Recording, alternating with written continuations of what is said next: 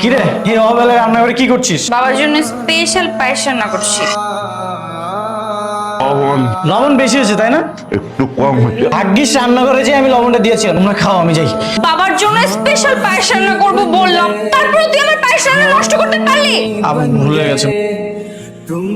ওই বজ্জাত, চলে যাচ্ছিস কেন? দেখে যখন ফেলছে আয় এদিকে। না না থাক, আসো, আমরা কাউকে কিচ্ছু বলবো না, ঠিক আছে? বাবা আমাকে কিছু না জানিয়ে তুই প্রেম করে ফেললি? দেখ ভাই, বাবা আমাকে কিছু জানাবি না। বাবা জানতে পারলে কিন্তু আমাকে মেরে ফেলবে। বাবা তোমাদের মেয়ে তো তোমাদের একটা কাজ কমিয়ে দিয়েছে। চল মা, তোমাদের মেয়েকে তো একটা ছেলে খুব পছন্দ করে, ফ্যামিলি খুবই ভালো। মেয়ে আমার বড় হয়ে গেছে।